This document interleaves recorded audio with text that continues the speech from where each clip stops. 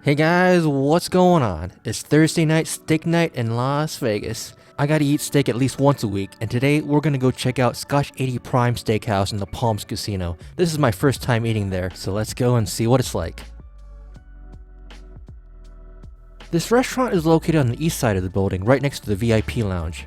It's open from 5 p.m. to 10 p.m. every day of the week. I made a reservation before we came in, but it wasn't very busy, so the reservation wasn't really necessary. I'm sure they get busier Friday and Saturday nights though. And perhaps they get busy on Wednesdays too, since they have live entertainment from 6 p.m. to 10 p.m. on Wednesday and Saturday nights. The inside looks like quite the classy place, and it gives off some old school vibes, except for that huge TV there. That single TV kinda sticks out like a sore thumb.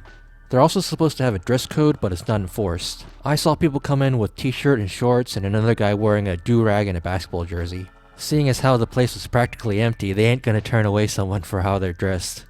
They also have jazz type music playing in the background here. Here's a look at their cocktail and beverage list.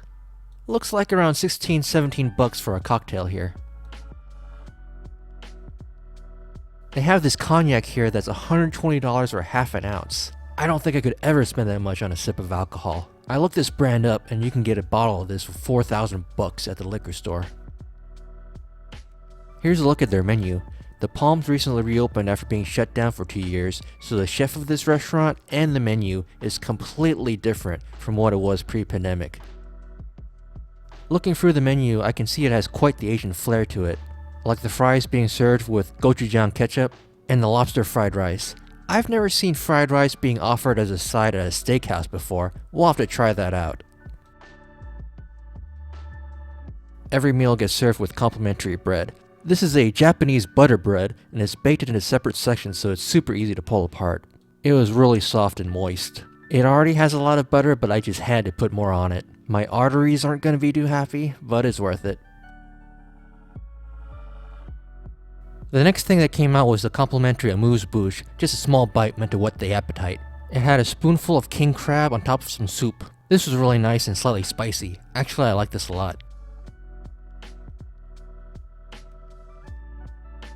After having that king crab bisque, we had to get the lobster bisque. The lobster bisque is $18 and it comes with a log of crispy puff pastry that slowly softens as the warm bisque is poured on top. And hiding underneath the puff pastry is some chunks of cold, sweet lobster. The puff pastry was airy and flaky and came in multiple layers, and it had that interesting lattice shape too. You could hear the crispy crunch as I dug my spoon into it. The bisque was creamy and velvety smooth. I'm sure they put a lot of heavy cream in here, and it has that lobster seafood taste to it too. I also enjoyed the contrast between the cold lobster and the warm soup.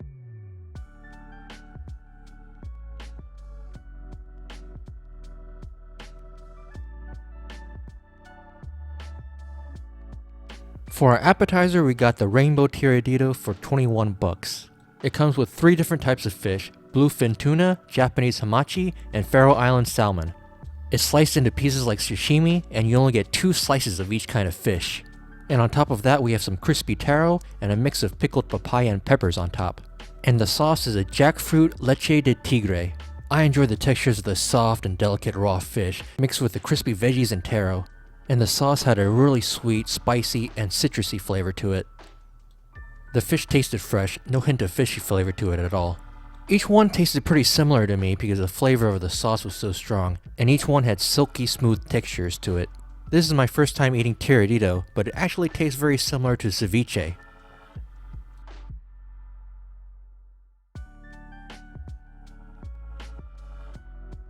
Our main course and sides have arrived.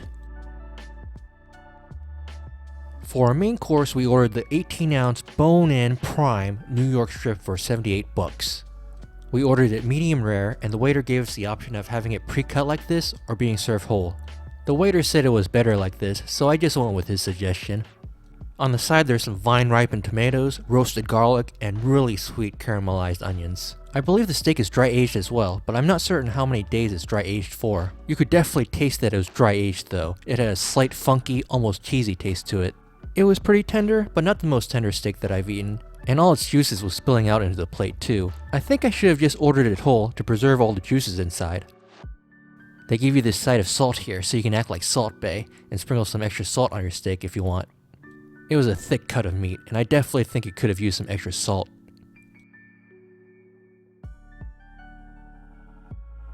For our first side, we got the cream corn for 14 bucks. It's mixed with peppers, onions, and bacon, with some microgreens on top. This was savory, sweet, and very creamy. The peppers gave it quite a bit of heat, too.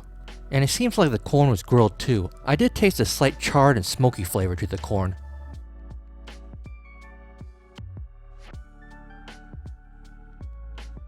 Next we got the potato puree for 12 bucks. And it came with some fried pieces of garlic on top. This was pretty good, although I wish there was more garlic flavor to it. I can never get enough garlic. I should have just asked for another bowl of that roasted garlic to dump in here. And the potatoes were buttery smooth, but I think I prefer mashed potatoes that are more chunky than pureed like this.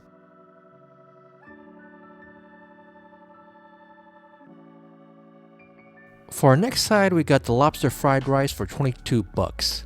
It has a fried runny egg on top, and the fried rice is mixed with peas, carrots, strands of eggs, diced pieces of Chinese sausage, and chunks of lobster. This is a much bigger portion compared to the potato puree and cream corn. And the container it comes in is kinda cool too. It's like the shape of a Chinese takeout box. The fried rice had a really strong seafood flavor to it. That seafood flavor really overpowered everything else. I couldn't taste the Chinese sausage or any of the vegetables really. But it did have a slight nutty flavor. I think maybe they used a lot of butter to fry it up with. But really, it doesn't taste a whole lot different from something that you can get at a Chinese restaurant.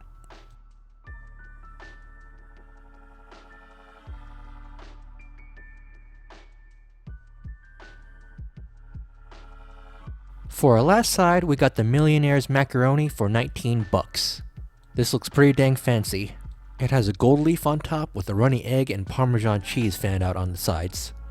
They said I needed to break the egg and mix everything together before serving.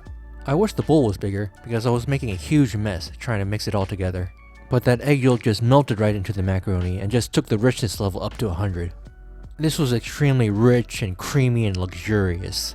There was also bits of black truffle spread throughout, so every bite had a hint of truffle flavor that added this really earthy taste to it. This was a really heavy side and quite filling.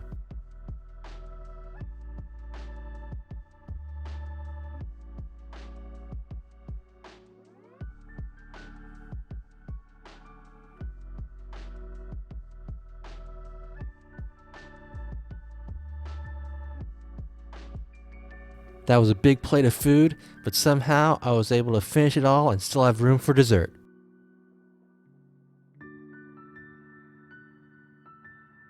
Here's a look at their dessert menu. Looks like they have all the classics like cheesecake and creme brulee, but with their own twist on it. Their cheapest item is the ice cream for 10 bucks. And here's some of their dessert wines. There's that really expensive cognac again. I guess you can take a shot of this for dinner and dessert. Just 2 shots of this cognac would be more expensive than my entire dinner tonight.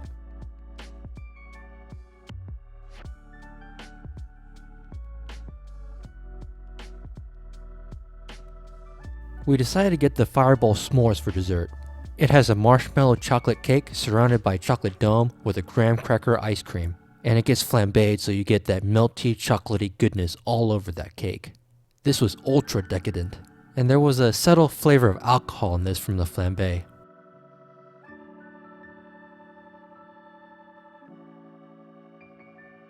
The chocolate cake was nice and moist. I wasn't a big fan of the alcohol flavor that was left over though, but the flambé was cool. The ice cream was smooth and creamy. It was like vanilla flavor, but it had all that graham cracker dust encrusting it. And there was that sweet candy in the shape of a flame on top of it that didn't have any particular flavor, it was just sweet.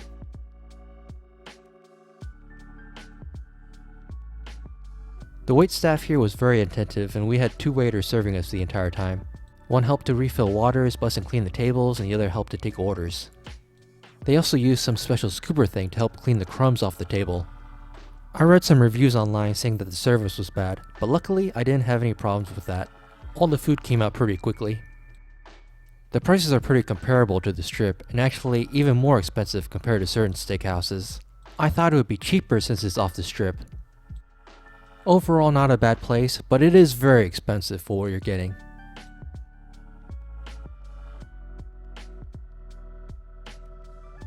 Hey guys, thanks for watching. I hope you enjoyed our video. If you want more Vegas videos, don't forget to hit that like, subscribe, or leave a comment down below.